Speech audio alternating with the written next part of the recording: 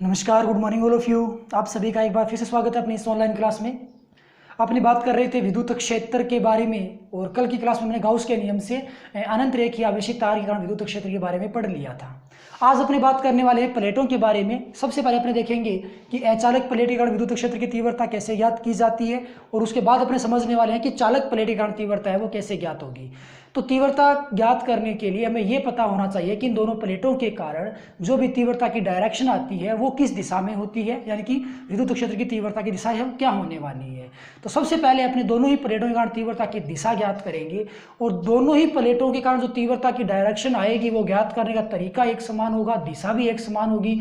अतः चालक और अचालक दोनों ही प्लेटों के लिए तीव्रता की डायरेक्शन हम एक साथ पढ़ने वाले हैं। तो सबसे पहले अपनी बात करेंगे कि अचालक प्लेट के कारण एक निश्चित बिंदु पे तीव्रता की डायरेक्शन है वो क्या होती है, दिशा क्या होती है। उसके लिए अपने पास एक अचालक प्लेट है। चालक और अचालक प्लेट में अंतर क्या होता है कि अचालक प्लेट के यदि आप किसी भी भाग को आवेशित करते हो तो जो प्रदान किया गया आवेश होता है वो अचालक प्लेट के उसी भाग पे विद्यमान होता है और आवेश है वो आगे गति नहीं करता, क्योंकि कुचालक या अचालक प्लेट में आवेश कभी भी गति नहीं करता है। जबकि चालक प्लेट के आप किसी भी भाग को आवेशित करते हो तो उसको मिलने वाला जो भी आवेश है वो पूरे चालक प्लेट के पृष्ठ पे समान रूप से फैल जाता है, क्योंकि चालक प्लेट में आवेश है वो गति कर सकता है। तो अपने पास एक अचालक प्लेट है।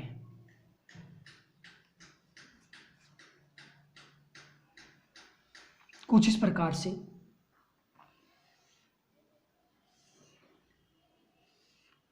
और इस प्लेट को अपने मानेंगे अनंत आकार का। तो ये अपने पास एक अनंत आकार की चालक प्लेट है, कुचालक प्लेट है। इस प्लेट को अपने क्या करेंगे, आवेशित करेंगे। तो जो भी आवेश होगा, धनात्मक आवेश इसको मान लो हमने प्रदान किया है, धन आवेशित इसको हमने किया है, तो जो भी आवेश होगा उस प्लेट के पृष्ठीय क्षेत्रफल पे एक समान रूप से फैलने वाला है। इस प्लेट का अपने नाम दे दिया ABCD। इस प्लेट के लिए या इस प्लेट के कारण इस पॉइंट P की बात कर लो। P बिंदु पे हमें विद्युत क्षेत्र की दिशा निर्धारण करना है सबसे पहले, उसके बाद अपने विद्युत क्षेत्र की तीव्रता का परिमाण ज्ञात करने वाले हैं। तो इस प्लेट पे हमने यहां पे कोई एक पॉइंट ले लिया O, ये कोई पॉइंट O हो गया और ये जो P पॉइंट है वो इस पॉइंट O से स्मॉल r दूरी पे, कितनी दूरी पे मान लिया, स्मॉल r पे। तो P पॉइंट पर इस प्लेट के कारण विद्युत क्षेत्र की दिशा क्या होगी उसके निर्धारण के लिए यहां अपने एक अल्पांश की कल्पना कर लेते हैं और इस अल्पांश का जो पृष्ठीय क्षेत्रफल है उसको आप मान लोगे ds और ये O बिंदु से एक निश्चित दूरी पे है। उतनी दूरी पे नीचे की ओर भी एक अल्पांश की कल्पना करोगे और उसका भी पृष्ठीय क्षेत्रफल आप कितना मानोगे, ds, यानी कि दोनों का पृष्ठीय क्षेत्रफल है वो समान होना चाहिए। इन दोनों अल्पांशों के कारण P पॉइंट पे विद्युत क्षेत्र की दिशा क्या आएगी, इस पूरी प्लेट पे पॉजिटिव चार्ज है तो अल्पांश के ऊपर भी पॉजिटिव चार्ज ही होगा, तो इस अल्पांश के ऊपर भी धनात्मक आवेश है। धनात्मक आवेश के कारण जो विद्युत क्षेत्र की दिशा आती है वो लंबवत बाहर की ओर होती है। तो इस प्रकार से और ये डायरेक्शन तैयार हो जाएगी पहले अल्पांश के कारण और तीव्रता की दिशा को अपने नाम दे देंगे DE1। ओके, इसी प्रकार से दूसरा ये अल्पांश है, इसके कारण भी तीव्रता की डायरेक्शन क्या आएगी, धनात्मक आवेश से प्लस बाहर की ओर। तो ये डायरेक्शन बन जाएगी दूसरे विद्युत क्षेत्र की, जिसको अपने नाम देंगे DE2। तो इन दोनों अल्पांशों के कारण हमने इस P पॉइंट पर विद्युत क्षेत्र की दिशा ज्ञात कर ली है। तो गौर से देखने पर यह पता चला कि P पॉइंट पे तीव्रता की दिशा है वो एक निश्चित दिशा में नहीं है और एक निश्चित दिशा प्राप्त करने के लिए हमें इस तीव्रताओं को घटकों में वियोजित करना पड़ेगा। तो सबसे पहले आप DE1 को घटकों में तोड़ोगे। सपोज दैट ये जो एंगल है वो थीटा है और ये जो एंगल है वो भी कितना है, थीटा है। तो DE1 को जब आप घटकों में तोड़ते हो तो एक घटक तो बन गया जी ये और दूसरा घटक बन जाएगा ये।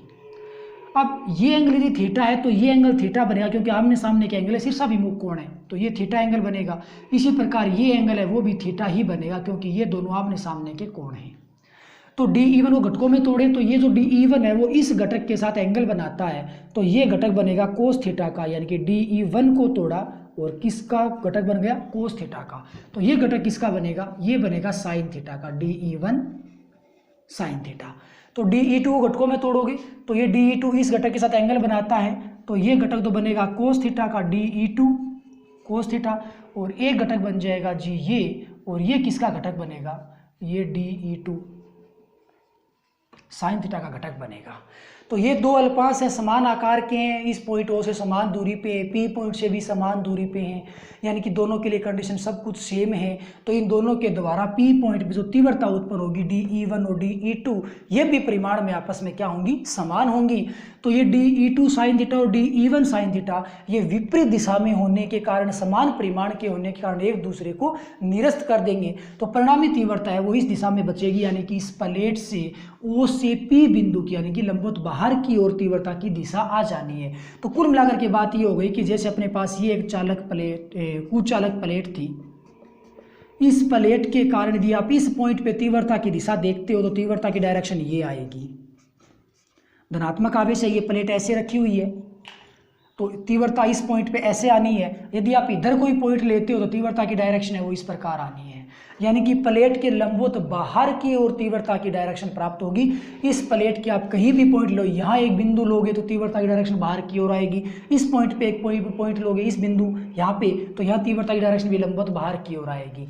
ये बाहर की ओर आ रही है, ये आ रही है धनात्मक आवेश के कारण। यदि यहीं पे अपने ऋणात्मक आवेश ले लेते तो यही दिशा है वो अंदर की ओर तैयार हो जाती, क्योंकि विद्युत क्षेत्र होता है वो माइनस की ओर होता है और जबकि प्लस से बाहर की ओर होता है।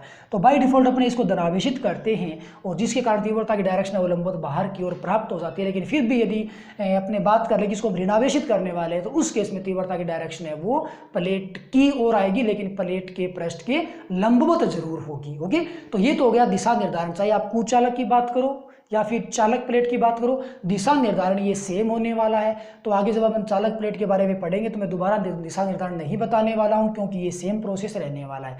अब अपने क्या करेंगे, अचालक प्लेट के कारण विद्युत क्षेत्र का परिमाण ज्ञात करने वाले हैं कि अचालक प्लेट के कारण इस पी पॉइंट पे तीव्रता की दिशा क्या होगी, परिमाण क्या होगा, और गाउस का नियम उपयोग करना है, क्योंकि एग्जाम में क्वेश्चन आता है कि गाउस के नियम की सहायता से तीव्रता ज्ञात कीजिए। तो गाउस के नियम से किसकी कल्पना करनी होती है, गाउस के नियम में हमें गाउसीय पृष्ठ की कल्पना करनी होती है। तो ये देखते हैं कि विद्युत क्षेत्र का परिमाण है वो किस प्रकार ज्ञात होगा, कितना मान आएगा।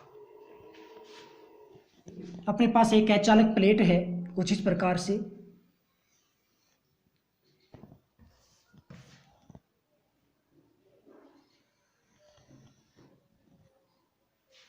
ये अपने पास एक अचालक प्लेट हो गई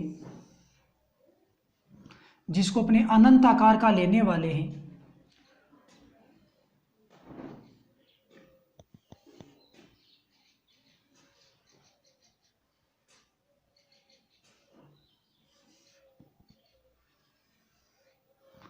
इसका आकार अपने कितना समझेंगे, अनंत।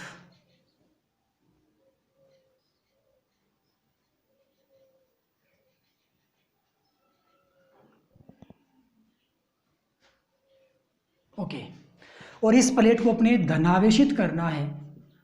तो जो धनावेश होगा वो इस पूरी प्लेट पे इस प्रकार से सपोज दैट की वितरित है। हमने पूरी प्लेट को उसके प्रत्येक भाग को धनावेशित किया है, तो पूरा का पूरा धनावेश है वो इस प्रकार से वितरित हो जाएगा। ओके, अब इस प्लेट के कारण एक निश्चित पॉइंट यहाँ पे हमने P ले रखा है। इस P पॉइंट पर हमें तीव्रता की दिशा ज्ञात करनी है, परिमाण ज्ञात करना है। तो परिमाण कैसे ज्ञात होगा, परिमाण ज्ञात करने के लिए हमें गाउस का नियम उपयोग में लेना है। गाउस का नियम उपयोग में लेने के लिए गाउसीय पृष्ठ की कल्पना करनी होती है। तो एक गाउसीय पृष्ठ की आप कल्पना करोगे इस प्रकार से कि जिस पॉइंट पे आपको तीव्रता ज्ञात करनी है वो पॉइंट गाउसीय पृष्ठ के ऊपर आ जाए। तो कुल मिलाकर के आप एक बेलनाकार गाउसीय पृष्ठ काम में लोगे,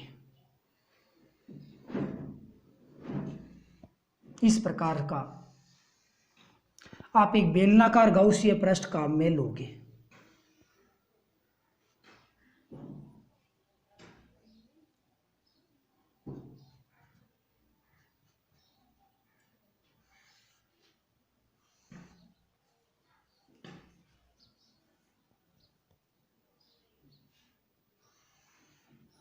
ये अपने पास एक बेलनाकार गाउसीय पृष्ठ हो गया। इस बेलनाकार पृष्ठ के मुख्य तीन भाग हो गए। एक भाग तो ये वृत्ताकार जिसको अपने S1 नाम देने वाले हैं, एक भाग इधर वाला वृत्ताकार जिसको अपने S2 नाम देने वाले हैं, और एक ये वक्र पृष्ठ जिसको अपने S3 नाम देने वाले हैं। अब इस पूरे पृष्ठ का फ्लक्स ज्ञात करो, गाउस का नियम काम में लो, तीव्रता निकल के आ जाएगी। तो सबसे पहले आप क्या करोगे कि इस S1 पृष्ठ पे आप एक पृष्ठीय क्षेत्रफल मान लो जिसकी डायरेक्शन पृष्ठ के लंबवत बाहर की ओर होनी है। ये वृत्ताकार पृष्ठ हो गया, लंबवत बाहर की ओर पृष्ठीय क्षेत्रफल की दिशा आएगी, तो ये डायरेक्शन है वो किसकी आएगी, ये डायरेक्शन ds की आएगी। और तीव्रता की दिशा क्या आती है, प्लेट धनावेशित और लंबवत बाहर की ओर तीव्रता की दिशा आ जाएगी, तो ये डायरेक्शन है वो E की डायरेक्शन होगी, यानी कि E और ds है वो एक ही डायरेक्शन में होंगे, तो एंगल कितना बनेगा, 0 डिग्री बनेगा। यहाँ इस पॉइंट के ऊपर भी आप एक अल्पास की कल्पना कर लो, सेम पृष्ठ क्षेत्रफल ds, तो ये अपने पास वो S2 पृष्ठ है वर्ताकार, तो ds की दिशा लंबवत बाहर की ओर, क्षेत्रफल की डायरेक्शन कुछ इस प्रकार से, तो ये हो गया जी ds की डायरेक्शन। अब इस पॉइंट पे तीव्रता की दिशा क्या आएगी, यहाँ भी तीव्रता प्लेट धनावेशित है लंबवत बाहर की ओर आनी है, यानी कि इसी दिशा में किसकी डायरेक्शन आएगी, E वेक्टर की डायरेक्शन आने वाली है। अब ये तीसरा वक्राकार भाग बच गया, तो वक्राकार भाग के लिए सपोज दैट कि यहाँ पे हमने एक पृष्ठीय क्षेत्रफल लिया उतने ही आकार का, उतने ही क्षेत्रफल ds का, तो पृष्ठीय क्षेत्रफल की दिशा क्या आने वाली है, पृष्ठीय क्षेत्रफल ठीक लंबवत ऊपर की ओर होगा, तो ये जो डायरेक्शन आएगी वो ds की डायरेक्शन आएगी। लेकिन इस पॉइंट पे तीव्रता की जो दिशा आएगी वो क्या आएगी, तीव्रता है वो इस दिशा में होगी, यानी कि E वेक्टर की जो डायरेक्शन है वो ये है। तो यहाँ एंगल कितने डिग्री बनेगा, 90 डिग्री, यानी कि S1 और S2 भाग पे जो थीटा एंगल बनेगा E और S के बीच में वो तो 0 डिग्री बनने वाला है, जबकि S3 भाग के ऊपर जो थीटा एंगल बनेगा E और ds के बीच में वो 90 डिग्री बनेगा। अब तीव्रता आप कैसे ज्ञात करोगे, तो गाउस का नियम काम में ले लो। गाउस का नियम क्या कहता है कि फाई ई जो विद्युत फ्लक्स होगा उसका मान कितना आएगा, सिग्मा क्यू बटे एप्सिलॉन नोट आएगा। कितना आएगा, सिग्मा क्यू बटे एप्सिलॉन नोट आने वाला है। तो फाई ई का मान परिभाषा के अनुसार क्या होता है, परिभाषा के अनुसार E D S cos theta होता है, और उसका हमें क्लोज इंटीग्रेशन करना होता है, इसका मान आता है सिग्मा क्यू बटे एप्सिलॉन नोट। ओके, अब यहाँ पे सिग्मा क्यू क्या चीज़ है, सिग्मा क्यू कौन सा आवेश होगा, क्या ये इस पूरी प्लेट को प्रदान किया जाने वाला आवेश होगा, जी बिल्कुल नहीं होगा, क्योंकि पूरी प्लेट का आकार तो अनंत है, तो अनंत प्लेट को प्रदान किया गया आवेश क्यू नहीं है। तो फिर ये क्यू आवेश कौन सा आवेश है, ये जो आपको गाउसीय पृष्ठ नजर आ रहा है, इस गाउसीय पृष्ठ के अंदर जो आवेश है वो क्यू है। मतलब कि अपने पास जैसे ये ब्लैक बोर्ड है, ये अचालक प्लेट है और ये गाउसीय पृष्ठ है, तो ये गाउसीय पृष्ठ यदि मैं इस प्रकार से इसको रखूं तो इसके द्वारा जो कवर किया गया एरिया है, किसके द्वारा, इस गाउसीय पृष्ठ के द्वारा, वो एरिया सपोज दैट इतना है, यानी कि इस प्रकार से गाउसीय पृष्ठ रखा हुआ है और इसके ये पारगमित हो रहा है, तो इस गाउसीय पृष्ठ ने इस पूरे बोर्ड का इतना एरिया कंज्यूम किया है, इतना एरिया घेरा है, तो इतने एरिया का जो आवेश है वो क्यू है। Is that clear? ओके, तो अब क्या होगा, ये तो पूरा का पूरा जो फ्लक्स आया है वो पूरे पृष्ठ के कारण आया, जिसको आप S नाम दे दो भी, इस पूरे बेलनाकार पृष्ठ क्षेत्रफल कितना है, S है। अब आप इस पूरे S को आप 3 भाग में तोड़ सकते हो, S1 के कारण, S2 के कारण और S3 के कारण। तो पहला वाला पॉइंट कौन सा बनेगा, S1 के कारण बनेगा E ds कोस, S1 पे थीटा एंगल है वो कितना बनेगा, 0 डिग्री बनने वाला है, तो ये कितना हो जाएगा, 0 डिग्री, क्योंकि E और ds के बीच 0 डिग्री है। यहाँ पे थीटा है वो 0 डिग्री है, यहाँ जो थीटा है वो 90 डिग्री है, और यहाँ भी जो थीटा है वो 0 डिग्री है, कुछ ऐसी कंडीशन है। प्लस S2 प्लेट, S2 भाग के कारण, S2 के कारण ये कितना बनेगा, E ds थीटा का मान कितना है, 0 डिग्री है। तीसरे भाग के कारण कितना बन जाएगा, एंगल कितने डिग्री है, 90 डिग्री है, कोस 90 हो गया, इज इक्वल पूरा इस गाउसीय पृष्ठ के द्वारा कवर किया गया एरिया जो है उसके द्वारा कंज्यूम आवेश क्यू माना है, तो ये हो जाएगा क्यू बटे एप्सिलॉन नोट। कोस 0 1 होता है, लेकिन कोस 90 का मान 0 होता है, तो तीसरा वाला भाग है वो 0 बन जाएगा, और ये क्या बनेगा, E को मैंने बाहर ले लिया S1 भाग के कारण, और यहाँ होगा ds, दूसरे में भी E को मैंने बाहर ले लिया, और ये हो जाएगा S2 भाग के कारण ds बराबर क्या बचेगा, क्यू बटे एप्सिलॉन नोट बचेगा। ओके, ds का इंटीग्रेशन कितना होगा, S1 भाग के लिए, S1 भाग है वो वर्ताकार भाग है, वर्ताकार भाग पे आपने एक अल्पांश लिया है, तो जब आप वर्ताकार भाग के सारे अल्पांशों को आपस में जोड़ दोगे तो पूरे वृत्त का क्षेत्रफल निकल के आएगा, यानी कि जो ds है ना वो इंटीग्रेशन ऑफ इससे सर्किल होगा, यानी कि पूरे सर्किल का क्षेत्रफल यहाँ पे आने वाला है। इंटीग्रेशन ऑफ ds क्या होगा, एरिया ऑफ सर्किल होगा, यानी कि इस सर्किल का क्षेत्रफल है वो तैयार हो जाएगा। और वृत्त का जो क्षेत्रफल होता है वो कितना होता है, पाई आर स्क्वायर होता है। तो भाई इस ds का इंटीग्रेशन अपने कितना मिलेगा, पाई आर स्क्वायर मिलेगा। यहाँ पे आर क्या होगा, इस बेलन की त्रिज्या होगी, प्लस में ई S2 भाग है, S2 भाग ये रहा, ये भी वर्ताकार है, तो इंटीग्रेशन ऑफ dl कितना आएगा, ये भी वर्ताकार भाग का पूरा क्षेत्रफल आ जाएगा, यानी कि पाई आर स्क्वायर आ जाएगा। ये हो जाएगा क्यू बटे एप्सिलॉन नोट। तो ये हो जाएगा 2e pi r square is equal आएगा क्यू बटे एप्सिलॉन नोट। अब इंटरेस्टेड बात ये है कि यहाँ पे क्यू कितना होगा, क्यू हमने माना है, क्यू का मान कितना होगा। सपोज दैट कि इस पूरी प्लेट का जो पृष्ठीय आवेश घनत्व है वो सिग्मा है। पृष्ठीय आवेश घनत्व हमने कितना माना, सिग्मा माना।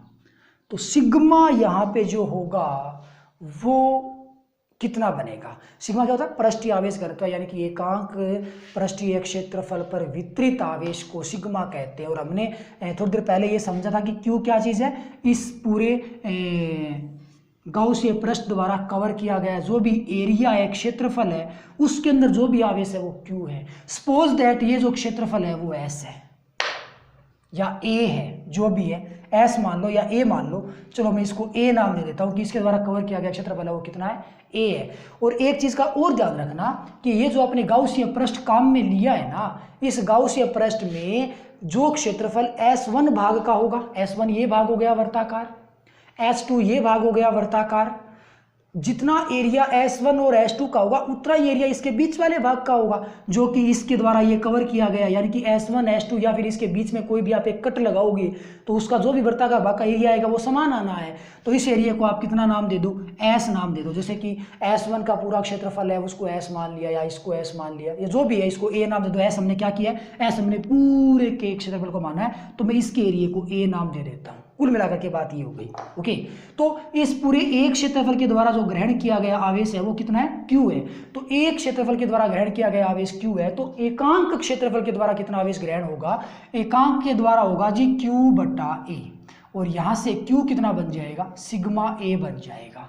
तो Q का मान सिग्मा A है, तो यहाँ पे आप क्या करोगे, सिग्मा ए वैल्यू पुट कर दोगे क्यू के स्थान पे, कितनी, सिग्मा ए वैल्यू पुट कर दो। ए क्या है, ए इसका क्षेत्रफल है, त्रिज्या कितनी मानी थी, आर मानी थी, क्षेत्रफल कितना होगा, पाई आर स्क्वायर। तो यहाँ पे ए के स्थान पे आप क्या लिखोगे, पाई आर स्क्वायर। तो ये हो जाएगा sigma upon epsilon naught into pi r square, pi r square से पाई आर स्क्वायर क्या हो गया, कैंसिल। तो ई बराबर क्या बचेगा अपने पास, ई बराबर अपने पास फाइनल रिजल्ट निकल के आ जाएगा। यहाँ केवल 2 बचा है, तो इस 2 को आप सामने पहुँचा दो भाग में, तो ई का जो मान निकल के आएगा वो आएगा सिग्मा बटे 2 एप्सिलॉन नोट, जो कि अचालक प्लेट के कारण विद्युत क्षेत्र की तीव्रता को रिप्रेजेंट करेगा। तो ये था अपने पास अचालक प्लेट के लिए विद्युत क्षेत्र की तीव्रता। यहाँ आप गौर से देख सकते हो कि जो विद्युत क्षेत्र की तीव्रता है वो इस प्लेट से ये पॉइंट कितनी दूरी पे था उस पर डिपेंड ही नहीं कर रही है, यानी कि जो दूरी है अपने पास, अब जो भी दूरी इसको आप मान लोगे, ए दूरी आपने इसको मान लिया, तो इस दूरी पे डिपेंड ही नहीं हो रहा है तीव्रता का मान। तीव्रता किस पे डिपेंड हो रही है, एप्सिलॉन नोट पे। एप्सिलॉन बोले तो माध्यम की प्रकृति पे डिपेंड हो रही है। सिग्मा पे डिपेंड है तीव्रता, सिग्मा क्या है, पृष्ठीय आवेश घनत्व हो गया, तो सिग्मा के समानुपाती है, यानी कि ई और सिग्मा के बीच में यदि अपने वक्र बनाते हैं तो वो वक्र है वो कुछ इस प्रकार का तैयार हो जाता है, कैसे, समानुपाती का। क्यों, क्योंकि ई समानुपाती क्या होगा, सिग्मा बन जाएगा। तो ये था अपने पास अचालक प्लेट के लिए पूरा का पूरा सिस्टम। अब अपने बात करने वाले हैं कि चालक प्लेट के लिए तीव्रता कैसे ज्ञात होगी। तो आइए चलते हैं चालक प्लेट के पास। तो नेक्स्ट अपने पास टॉपिक है चालक प्लेट के कारण विद्युत क्षेत्र की तीव्रता की गणना। इससे पहले हमने अचालक प्लेट के बारे में पढ़ा, उसके लिए हमने दिशा निर्धारण किया। तो चालक प्लेट के लिए भी दिशा निर्धारण सेम वही प्रोसेस होगा। चालक प्लेट के लिए भी जो विद्युत क्षेत्र की दिशा आती है, यदि चालक प्लेट धनावेशित है तो लंबवत बाहर की ओर तीव्रता आएगी, इधर की बात करें तो इधर तो इस प्रकार से तीव्रता आ जाएगी। आपने सीधा इसके लिए विद्युत क्षेत्र किस प्रकार से निकलेगा उसकी बात करने वाले हैं। तो उसके लिए अपने पास एक चालक प्लेट सपोज दैट इस प्रकार से है,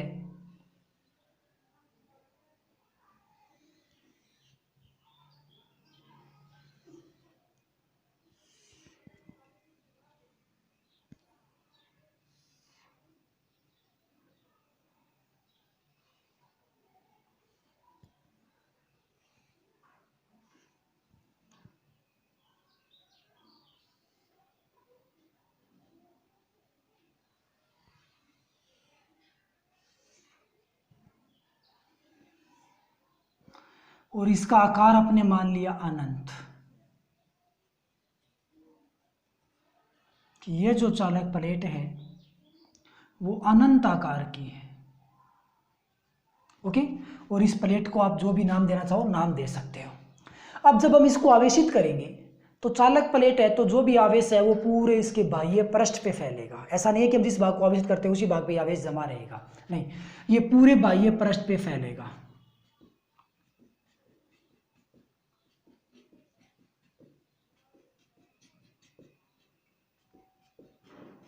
कुल मिलाकर के इस प्रकार से।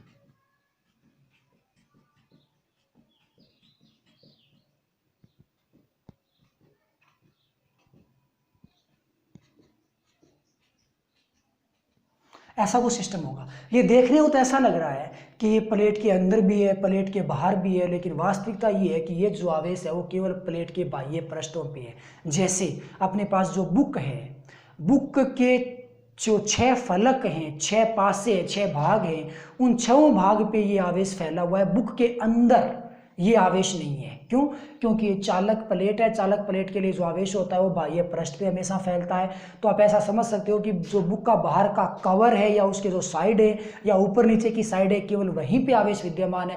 बुक के अंदर कोई भी आवेश विद्यमान नहीं है, यानी कि अंदर का जो भाग है वो उदासीन है, वो निरावेशित है, वो बिना आवेश का है। ओके, तो अब यहाँ इस प्लेट के कारण विद्युत क्षेत्र की तीव्रता ज्ञात करने के लिए गाउस का नियम काम में लेना है, और गाउस के नियम के लिए हमें गाउस या पृष्ठ की कल्पना करनी होती है। तो इस पॉइंट पे सपोज दैट आपको विद्युत क्षेत्र की तीव्रता ज्ञात करनी है P पॉइंट पे, तो आप गाउस का पृष्ठ इस प्रकार से काम में लोगे कि ये जो P पॉइंट है वो गाउसीय पृष्ठ के एक निश्चित भाग पे आ जाए। तो भाई ये सपोज दैट इसका पॉइंट O है, तो इस प्रकार का गाउसीय पृष्ठ आप काम में लोगे। तो ठीक वैसे ही हमें गाउसीय पृष्ठ के लिए बेलनाकार भाग की कल्पना करनी है इस प्रकार से। लेकिन इस बार जो गाउसीय पृष्ठ होगा वो गाउसीय पृष्ठ केवल यहीं मिडल तक ही होगा, क्योंकि जब हम इस प्लेट के अंदर प्रवेश कर जाएंगे तो अंदर है वो विद्युत क्षेत्र की तीव्रता है वो नहीं होगी, क्योंकि अंदर कोई भी आवेश विद्यमान नहीं है। इसीलिए ध्यान ये रखना कि जब आप कुचालक प्लेट की बात करते हो तो गाउसीय पृष्ठ वो कंप्लीटली बाहर तक जाता है, प्लेट के दोनों साइडों में आता है, क्योंकि तीव्रता है वो कहीं भी एक निश्चित बिंदु पे जीरो नहीं होती है। लेकिन चालक प्लेट की अपने बात करें तो यहाँ प्लेट के अंदर जाते ही तीव्रता है वो जीरो हो जाती है, क्योंकि वहाँ पे आवेश नहीं होता है, आवेश पूरा का पूरा बाह्य पृष्ठ पे फैला होता है। इसीलिए जो गाउसीय पृष्ठ है वो केवल अपने यहाँ पे इस प्लेट के अंदर तक ही उसकी कल्पना करनी है। तो ये जो अपने पास अंदर वाला ये जो वर्ताकार भाग आपको नजर आ रहा है, ये वर्ताकार भाग किसी विद्युत क्षेत्र की तीव्रता में नहीं रखा हुआ। इस वर्ताकार भाग पे तीव्रता है वो जीरो है। तो इस बेलनाकार भाग के भी 3 भाग हो जाएंगे, एक होगा S1, एक होगा S2, और ये जो भाग हो गया उसको मान लिया S3। तो यहाँ आप ds पृष्ठ क्षेत्रफल की कल्पना कर लो, डायरेक्शन ये बन जाएगी, तीव्रता की दिशा भी यही आएगी, क्योंकि धनात्मक आवेश है उससे ठीक बाहर की ओर तीव्रता आनी है। S2 के लिए यहाँ पे आप कल्पना कर लीजिए, तो ds क्षेत्रफल माना तो डायरेक्शन ये बन जाएगी, तीव्रता की डायरेक्शन ये आएगी, तो यहाँ पे एंगल बनेगा E और ds के बीच में 90 डिग्री, और यहाँ पे जो तीव्रता है E उसका मान कितना है, तीव्रता का मान 0 है यहाँ पे। ओके, अब आप तीव्रता ज्ञात करने के लिए करोगे क्या कि मान लो कि इस प्लेट को हमने कुछ आवेश दिया और इस प्लेट को हमने Q आवेश दिया। कितने भाग को? इस वर्ताकार भाग के द्वारा घेरे गए क्षेत्रफल को हमने Q आवेश दिया है। ठीक वही बात है कि ये अपने पास पूरी प्लेट है, ये गाउसीय पृष्ठ है। इस प्रकार से इस गाउसीय पृष्ठ ने कितना एरिया कवर किया, उस एरिया को हमने कितना आवेश दिया है, Q आवेश दिया है, और इसका पृष्ठ क्षेत्रफल है वो आप A मान लो, पूरे गोले बेलन का पृष्ठ क्षेत्रफल S मान लो, यानी कि तीनों भागों का जो कुल क्षेत्रफल है वो तो S है, लेकिन वर्ताकार भाग का क्षेत्रफल कितना मान लिया हमने, एक साइड का A मान लिया है। तो इस A भाग को जो भी अपने आवेश मिलने वाला है वो कितना होगा, Q होगा।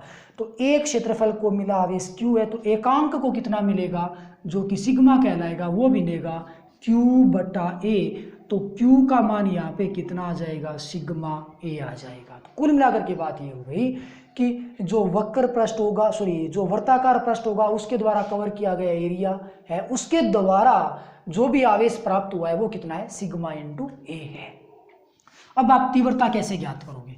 तीव्रता ज्ञात करने के लिए आपको वही गाउस का नियम काम में लेना है। और गाउस का नियम क्या कहता है कि गाउस का नियम ये कहता है फाई ई बराबर क्या होगा, सिग्मा क्यू बटे एप्सिलॉन नॉट होगा। तो फ्लक्स की परिभाषा क्या कहती है, फाई ई का मान कितना आएगा, ये आएगा E D S cos theta, लेकिन कंप्लीट पृष्ठ पूरे बेलनाकार पृष्ठ एस के लिए आएगा इज इक्वल आएगा सिग्मा क्यू क्यू का मान कितना है, सिग्मा ए है बटे में एप्सिलॉन नोट हो गया।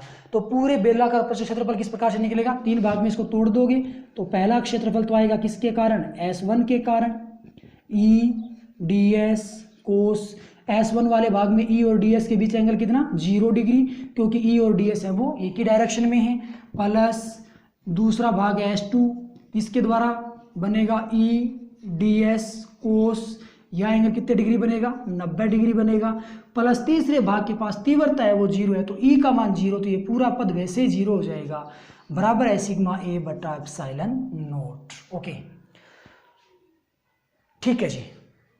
अब क्या होगा, कोस 0 का मान 1, कोस 90 का मान 0, तो दोनों पद 0, केवल पहला पद बचेगा S1 वाला, तो यहाँ पे आएगा S1, ये आ जाएगा ई डी एस बराबर कितना आएगा सिग्मा ए बटा एप्सिलॉन नोट। ई को आप बाहर निकाल दो और डी एस का आप इंटीग्रेशन कर दो, तो डी एस का इंटीग्रेशन कितना बनेगा, डी एस क्या है, S1 जो पृष्ठ है वर्ताकार पृष्ठ है उसके ऊपर एक अल्पांश है, उस अल्पांश को आप ds सबको जोड़ोगे तो पूरे वर्ताकार भाग का क्षेत्रफल निकल के आएगा। समझ में आ रही है बात, ये वर्ताकार भाग है S1, इसके ऊपर एक अल्पांश है जी ds, यहाँ पे ये ds है, तो इंटीग्रेशन ऑफ ds का मतलब क्या होता है कि उस भाग के ऊपर जो भी ds है उस पूरे भाग को आप ds में डिवाइड कर लो, तोड़ लो, बहुत सारे ds बनेंगे इस प्रकार से, और उन सारे ds को आपस में आप जोड़ दोगे तो ये पूरा एरिया निकल के आ जाता है, यानी कि ds का जो इंटीग्रेशन आएगा वो इस वर्ताकार भाग का पूरा क्षेत्रफल बन जाएगा, और वर्ताकार भाग के क्षेत्रफल को हमने कितना माना है, a माना है, तो इंटीग्रेशन ऑफ ds है वो कितना बनेगा, a बन जाएगा, और ये हो जाएगा सिग्मा ए बटा एप्सिलॉन नोट, a से a कैंसिल हो गया तो e बराबर क्या आएगा सिग्मा बटे एप्सिलॉन नोट आएगा, और ये समीकरण नंबर 2 हो गई, ये अपने पास तीव्रता का मान निकल के आ गया। अब यहाँ भी आप देख सकते हो कि जो भी तीव्रता है वो दूरी पे डिपेंड नहीं करती कि ये पी पॉइंट है प्लेट से कितनी दूरी पे है, वो चीज़ मैटर नहीं होता, ये किस पे डिपेंड कर रही है, एप्सिलॉन नोट पे। एप्सिलॉन नोट बोले तो माध्यम की प्रकृति पे कि माध्यम किस प्रकार का है, निर्वात है, हवा है, कांच है, जल है, जो भी माध्यम है उसके ऊपर डिपेंड कर रही है, और साथ में ई है वो सिग्मा पे डिपेंड हो रहा है, यानी कि पृष्ठ आवेश घनत्व पे डिपेंड हो रहा है, और सिग्मा पे किस प्रकार डिपेंड है, समानुपाती रूप से निर्भर कर रहा है, यानी कि ये हो गया ई और सिग्मा, तो दोनों में रिलेशन क्या होगा, समानुपाती का रिलेशन यहाँ पे आने वाला है। तो कुचालक प्लेट के कारण जो तीव्रता थी वो था सिग्मा बटे 2 एप्सिलॉन नोट, और चालक के कारण है सिग्मा बटे एप्सिलॉन नोट। तो ये था अपने पास चालक और कुचालक प्लेटों के लिए तीव्रता का मान। कल अपने बात करेंगे गोलों के बारे में। आज के लिए बस इतना ही। Okay bye, thank you.